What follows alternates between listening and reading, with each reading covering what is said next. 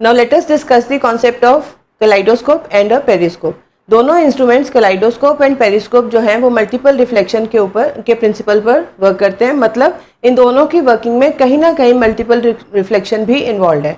तो हम सबसे पहले डिस्कस करते हैं कि मल्टीपल रिफ्लेक्शन क्या होती है।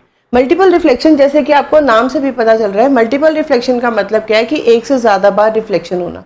ये तभी पॉसिबल है जब हमारे पास एक से ज़्यादा जो होंगी रिफ्लेक्टिंग सर्फेसिस होंगी। तो हम एग्जांपल लेते हैं कि सपोज हमारे पास दो मिरर्स हैं, एक हमारा मिरर M1 हो गया, एक हमारा मिरर M2 हो गया। अब मिरर M1 है और मिरर M2 है। अब कोई रे अगर इंसिडेंट हुई मिरर M1 पे तो ये आई हमारी इंसिडेंट रे हो गई फॉर द मिरर M1। अब रिफ्लेक्शन के बाद ये मिरर M2 पे स्ट्राइक कर रही है, ये हमारी रे हो गई R1। अब ये यहाँ से रिफ्लेक्ट होगी, इस रे को हम कह रहे हैं R2। तो अब आप देख रहे हैं कि जो इंसिडेंट रे थी आई वो मिरर M1 पे फॉल हुई, वहां से रिफ्लेक्शन होके वो R1 रे बनी। तो R1 is the reflected ray for mirror M1 but it is the incident ray for mirror M2। मतलब R1 जो है वो रिफ्लेक्टेड रे है किसके लिए, M1 के लिए, बट क्योंकि वो R1 जो रे है वो M2 के ऊपर फॉल कर रही है तो वो इंसिडेंट रे बन गई M2 के लिए। अब M2 पर फॉल करने के बाद फिर से रिफ्लेक्शन हो रही है, तो जो R2 रे है that is the reflected ray. इसमें इसका मतलब इस रे में की दो बार रिफ्लेक्शन हुई है, पहली बार जब ये मिरर M1 पे हुई और दूसरी बार मिरर M2 पे हुई। ऐसी रिफ्लेक्शन को हम मल्टीपल रिफ्लेक्शन कहते हैं। तो दैट मीन्स मल्टीपल रिफ्लेक्शन का मतलब क्या है कि रे एक से ज़्यादा बार रिफ्लेक्ट हो रही है। अब हम डिस्कस करते हैं पेरिस्कोप। तो सबसे पहले हमें पता होना चाहिए कि पेरिस्कोप के यूजेस क्या है। पेरिस्कोप हमारा एक ऐसा डिवाइस है जिसमें कि अगर हम किसी ऑब्जेक्ट को देखना चाहते हैं और हम उसकी लाइन ऑफ साइट में भी नहीं आना चाहते, मतलब अगर मुझे ये ऑब्जेक्ट देखना है, एक वे तो क्या है कि इस ऑब्जेक्ट के सामने अगर मैं खड़ी हूँ तो मुझे ये ऑब्जेक्ट नजर आएगा। अब मैं क्या चाहती हूँ, मैं ऑब्जेक्ट देखूं भी लेकिन मैं सामने भी ना हूँ, मतलब मैं इसकी लाइन ऑफ साइट में नहीं हूँ। तो इसको हम किस तरह से देखें, उस अगर हम इसके यूजेस देखें तो सबसे ज़्यादा यूज़ ये डिफेंस सर्विसेज में होता है, क्योंकि डिफेंस सर्विसेज में जनरली क्या होता है, जब सोल्जर्स होते हैं वो या तो बंकर्स में होते हैं या किसी भी हाइडिंग प्लेस पे होते हैं, लेकिन उनको अपने एनिमी को देखना भी है।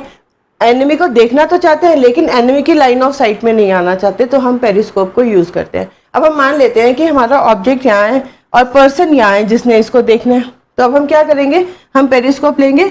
पेरिस्कोप हमारा इस तरह का एक डिवाइस है जिसमें कि जो ट्यूब है वो दो कॉर्नर्स पे दो उस बार बेंड हुई हुई है 90 डिग्री पे। मतलब अगर हम कंस्ट्रक्शन देखें पेरिस्कोप की, तो पेरिस्कोप एक लॉन्ग ट्यूब है जिसमें कि दो बार 90 डिग्री का बेंड है। यहाँ पे हमारा आई पीस आ गया और यहाँ पे हमारा वो ऑब्जेक्ट है जिसको हमने देखना है। इसके अलावा इसमें दो प्लेन मिरर्स लगे हुए हैं, एक मिरर यहाँ पे हो गया, इसको मैंने M1 बोल दिया, एक मिरर मेरा यहाँ हो गया, इसको मैंने M2 बोल दिया। दोनों मिरर्स मेरे 45 डिग्री पे बेंड लगे हुए हैं, इंक्लाइंड है।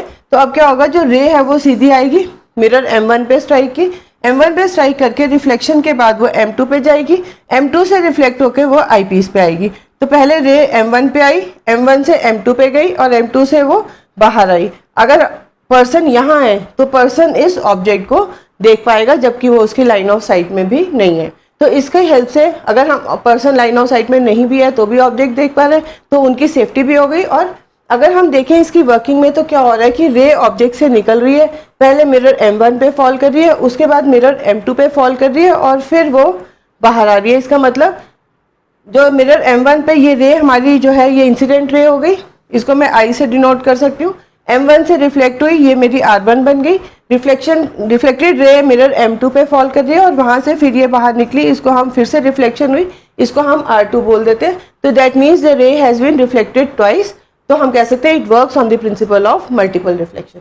कंस्ट्रक्शन बिल्कुल सिंपल है कि एक हमारे पास पाइप है जिसको हमने दो कॉर्नर्स, दो पॉइंट्स पे हमने उसको बेंड किया हुआ है 90 डिग्री पे, at first corner and the second corner, और दोनों कॉर्नर्स में हमने एक मिरर को लगाया। मिरर का एंगल 45 डिग्री पे इंक्लाइंड है एंगल मिरर आपका, और हमारा ऑब्जेक्ट जो है, ऑब्जेक्ट हमारा इस आई पीस के थ्रू पर्सन उसको देख पा रहा है। So this is how the periscope works. Now let us discuss something more about the concept। अभी हमने पेरिस्कोप के बारे में डिस्कस किया, अब हम करते हैं कि कलाइडोस्कोप क्या होता है। कलाइडोस्कोप हमारा एक इंस्ट्रूमेंट है जिसमें कि तीन प्लेन मिरर्स इन्वॉल्व होते हैं। तीनों प्लेन मिरर्स एक दूसरे के साथ 60 डिग्री के एंगल पे इंक्लाइंड है। जैसे कि आप फिगर में देख रहे हैं तो हमें तीनों हमारे मिरर्स दिख रहे हैं एक दूसरे के साथ 60 डिग्री पे इंक्लाइंड है। तो अगर हम इसका फ्रंट व्यू देखें तो बेसिकली हमारे पास एक ट्राइंगल फॉर्म हो रहा है। एक प्लेन मिरर इस, अगर मैं इसको बोलूँ, एक M1 है, एक हमारा M2 है और एक हमारा M3 है। 3 मिरर्स हो गए, M1, M2, M3। अब हमने 3 मिरर्स को एक दूसरे के साथ 60 डिग्री पे इंक्लाइन किया। इस पूरे अरेंजमेंट को हमने एक सिलिंड्रिकल ट्यूब के अंदर फिक्स कर दिया। उसकी बैक साइड पे हमने कोई ओपेक मटेरियल लगा दिया ताकि लाइट वहां से फॉल नहीं करे, और हमने एक साइड पे ट्रांसपेरेंट मटेरियल लगाया, चाहे वो सेलोफेन शीट हो सकती है या वो हमारा ग्लास का पीस हो सकता है। उस साइड से हम इसके कलाइडोस्कोप के अंदर देख सकते हैं। अब हमने क्या किया है कि कलाइडोस्कोप के अंदर हमने कुछ ब्रोकन बैंगल्स कह सकते हैं या कलरफुल हमने पीसेस, मार्बल्स भी हो सकते हैं, कोई भी कलर्ड हमारा पेपर भी हो सकते हैं, ये कोई भी हमारा ऐसी चीज़ें जिसमें कि मल्टी कलर्ड हमारे पास हो। हम बैंगल्स ले लें, हम कलर्ड मिरर्स ले लें, या कलर्ड हम ग्लासेस ले लें, मार्बल्स ले लें। तो हमने कुछ चीज़ें इसके अंदर हमने ऐड कर दी हैं। ऐड करके हमने इस पूरे को बंद कर दिया। तो अब आप फिगर में देख रहे हैं, आपको जो है वो फाइनल फॉर्म का कलाइडोस्कोप नजर आ रहा है। तो अब इस कलाइडोस्कोप के, ये तो हो गई कलाइडोस्कोप की कंस्ट्रक्शन। अब कलाइडोस्कोप की वर्किंग कैसे होगी? सपोज हमारे कुछ ऑब्जेक्ट्स इस जगह पे पड़े हुए हैं। अब इसके जब जैसे ही इसके रे इस पे आएगी, इंसिडेंट होगी M1 पे, तो उसकी इमेज M1 में बनेगी, फिर ये रिफ्लेक्ट होगी इसकी M1 M2 में हुई, फिर ये यहाँ हुई। इस तरह से मल्टीपल रिफ्लेक्शंस इसके अंदर हो रही है।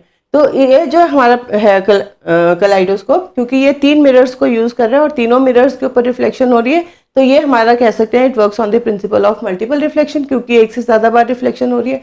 तो इस तरह से हमारा कलाइडोस्कोप की वर्किंग हम डिस्कस कर सकते हैं। अब हमारे पास पॉइंट आता है कि कलाइडोस्कोप का फायदा क्या है।